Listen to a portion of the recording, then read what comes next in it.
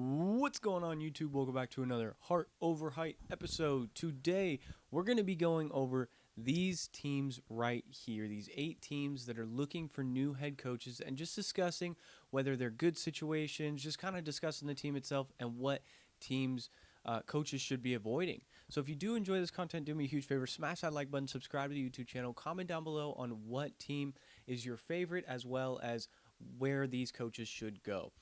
So, without further ado, let's get right on into this.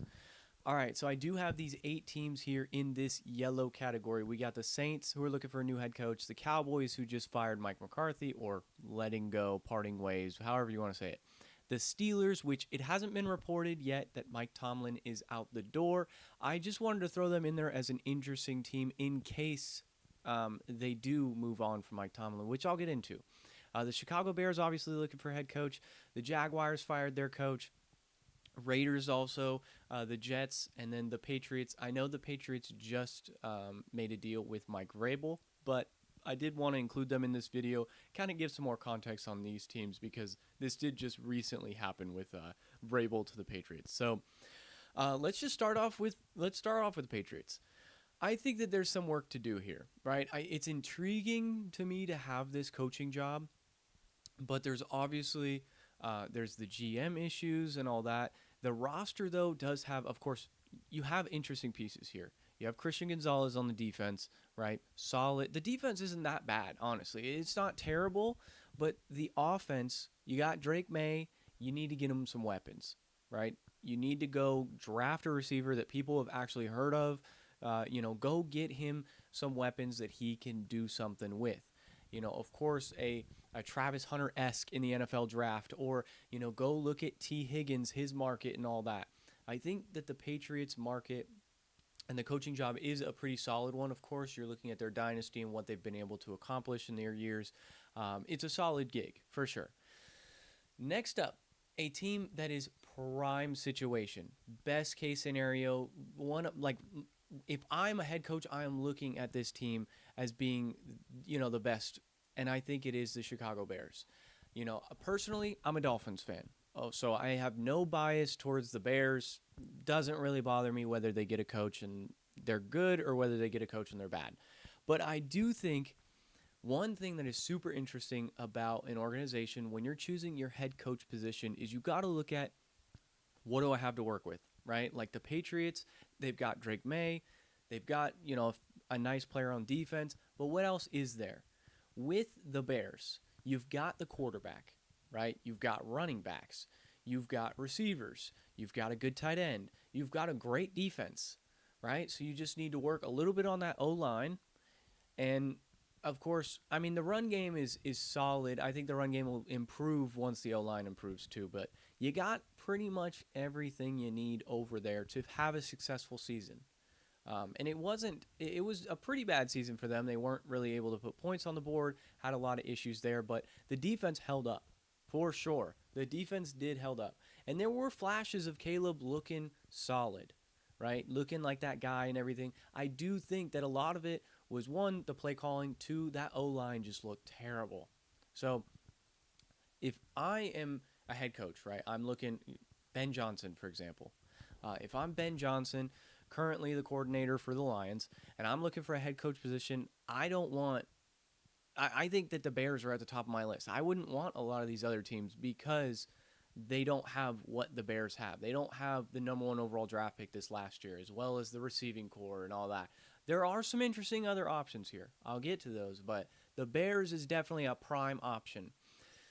So let's go to a team that I don't think that anybody should want, right? That team is the Raiders. I don't think that a coach should want to go coach the Oakland Raiders right now. I just think that, one, coaches on average, the last 12 years for the Raiders have averaged a year and a half, meaning that you're not going to have some long, successful timeline. They're going to be expecting you to win right now. And that realistically, with this offense and defense that they have, there is zero excitement. There is no, at least with the Patriots or the Bears, they had the quarterback, or they've got the defense, or, something exciting about them. I don't know, other than Max Crosby, What's super exciting about this roster? Genuinely, their their receivers are eh. The quarterback's terrible. Running backs left. Like there is nothing good about this roster. This roster is terrible top to bottom. And if I'm a coach and I only have a year and a half left, like at least if you were going to Chicago, if you were going to New England, you'd have the opportunity where you have a year and a half. You've got okay, you at least have Caleb, you've got some receivers, you've got the defense. Same thing with the Patriots. You got Drake May, you got Christian Gonzalez, etc. The Raiders ain't got none of that. So to have such a short timeline makes no sense. They need to get somebody in the building that can stay long term. And it's like it's it starts with the management, honestly. It starts with those higher ups there that are firing these coaches after not really giving them an opportunity. I really thought Antonio Pierce wasn't doing a terrible job. I was kind of shocked that they let him go. I thought he was a solid candidate for the long term future. They just didn't have anything around for him to coach. It's kind of tough to coach a bag of beans when they ain't performing. So if I'm a coach, I'm staying far away from the Raiders. All right, next up here, we have a team that is some work to do for sure. Not great. Now, this one, I thought about putting another category in here between some work to do and you don't want this because it is the Cowboys. I'm going to put them in some work to do. The offensive line is not what it used to be. The defense is mediocre at best. Dak Prescott is not, he is a B-plus quarterback on his best day, and that's with a killer run game, that's with great receivers, everything like that, right?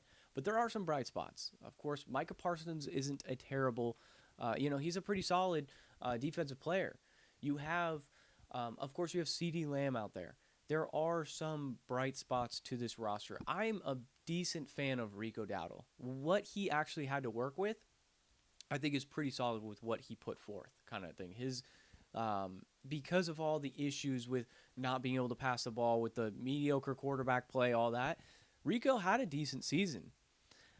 So I think that if you're a head coach, especially like somebody interesting, Jerry Jones is looking to get somebody that has that pizzazz, that swagger, and there was a phone call between him and Deion Sanders today, right?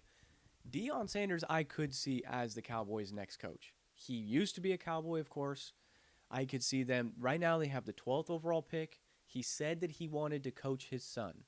There's an opportunity, of course, for them to move up.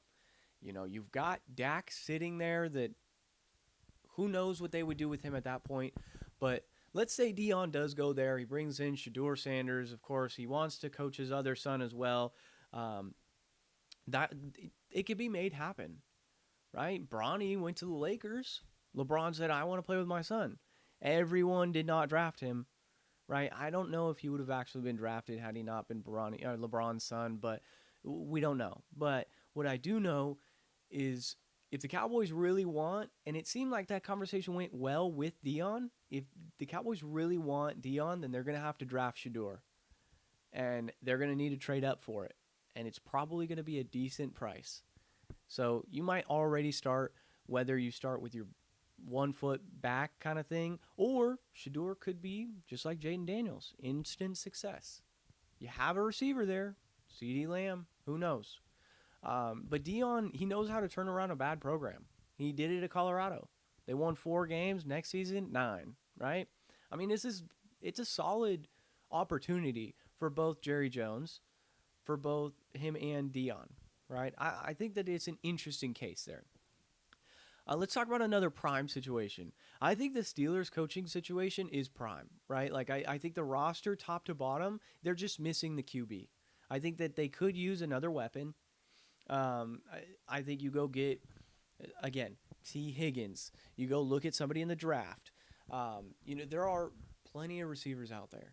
You go talk to one of these squads that are looking to kind of shed some. You go talk to the Saints, for example. Say, hey, what's up with Chris Olave? You guys got a lot of money on the books. You looking to shed some money?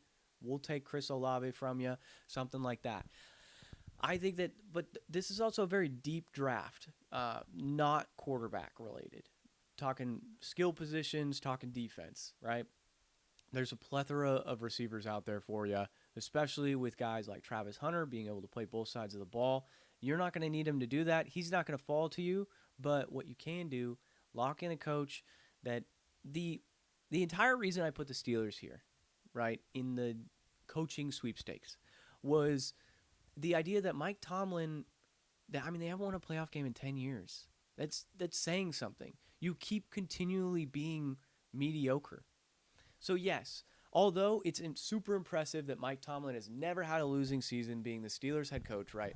But the problem is he's not going and winning playoff games now.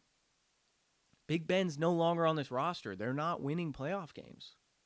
So what you need to do is adapt and see, like in the NBA, if you were consistently the 8th seed, that's the Steelers are like an 8th seed in the NBA. Just consistently being an 8th seed, just losing to the Bucks or the Celtics or the Thunder in the first round over and over, and then so you're too good to where your draft pick is too high. You're not going to get one of the top tier talents, but you're too bad to where you're not going to be able to win in the playoffs and make a Super Bowl run.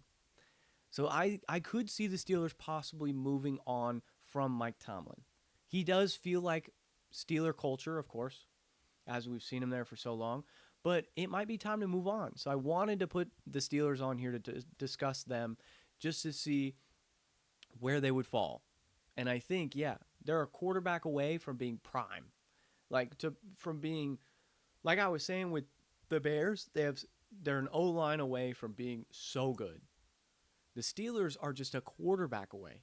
You get the quarterback right, you go out and you look at Sam Darnold on the market.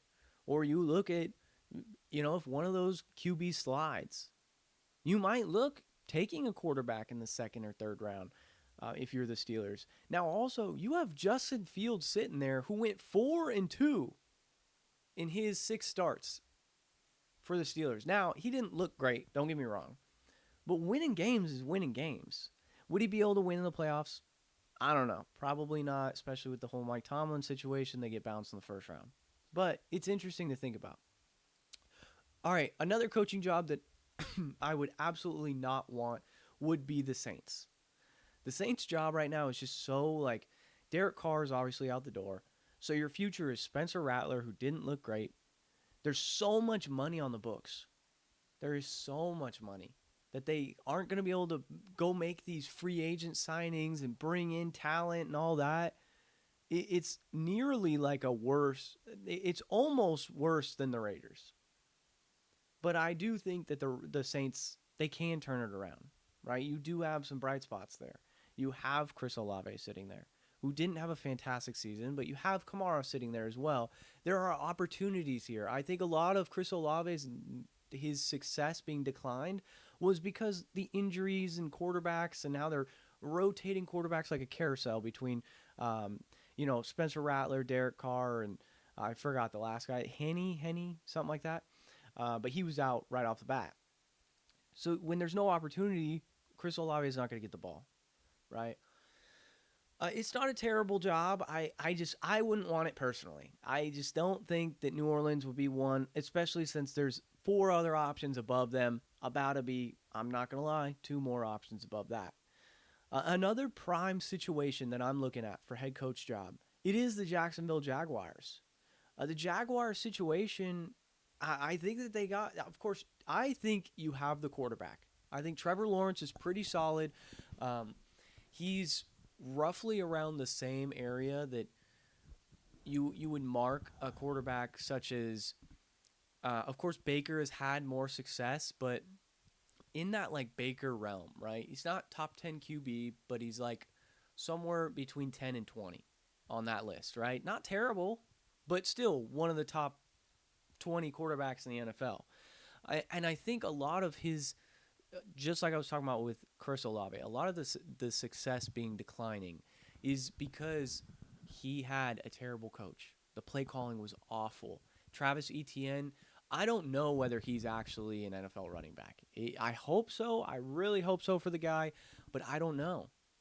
But think about it. If he is, right, if the O-line, if they get this solved, right, the defense isn't terrible. It's not great. There are some bright spots. Josh Allen looks pretty solid there.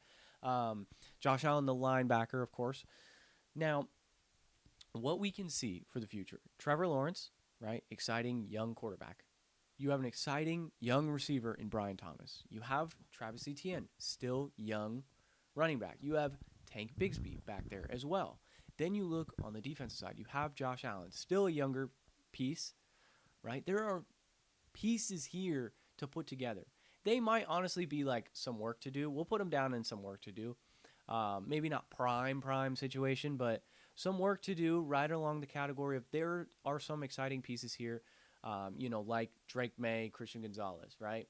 You have Brian Thomas Jr., Trevor Lawrence. Those are exciting pieces to look forward to in the future. So a coach might be able to put some things together so that, but like why they're not in the category below this, that you don't want this, is the fact that they have some bright spots, right? The Raiders and the Saints do not have bright spots. Same thing with the Jets here. They have bright spots. I think that they're a prime situation for a head coach. This one might be a little controversial for some people because it's the Jets, right? But genuinely, I think Aaron Rodgers, I don't know if he's going to be the future, right? Like as in like this next season, the future. Because obviously he doesn't have future in him left. But what I do know is you have Devontae sitting there, right? Devontae probably goes wherever Aaron Rodgers goes, but you have Breece Hall sitting there. If they get a different quarterback, maybe Garrett Wilson wants to stay there. The defense, solid defense, right? If they get a bit better kicker, they have 3 more wins on the season. There were so many close games that they lost by 1 possession, 1 score, 1 missed field goal. You get a better kicker, or let's be honest, you address quarterback, right? I know Aaron Rodgers had a slow start, but of course, last season he missed. So you can't really expect him to come in and be fantastic again, right? He's definitely showing his age there. But yeah, overall, I think it's a pretty solid situation. So you can see the difference between the prime teams, right? Exciting pieces and solid defense, right? Solid to above average defense is what I would say. Bears, Steelers, Jets, above average defenses. Then you have the some work to do. Decent defense, not the greatest, but it can work. But they need some work around O-line or another weapon or, running back or something like that, right? And then you have the last bottom tier. You don't want these because there is nothing to be super excited about. I think overall, these 2 teams, the Raiders and the Saints, probably towards the very bottom of the barrel in the NFL for the next few years even, unless they can address, of course, those. But it's tough for somebody like the Saints who have so much money on the books already. So if you guys do enjoy this content, do me a huge favor, smash the like button, subscribe to the YouTube channel, comment down below how you guys feel about this list. I love when you guys comment. I like bouncing back and forth, having discussions in the comments, so let's keep that up. So without further ado, it's been another Heart Over Height episode. I'll catch you guys in the next one. Peace.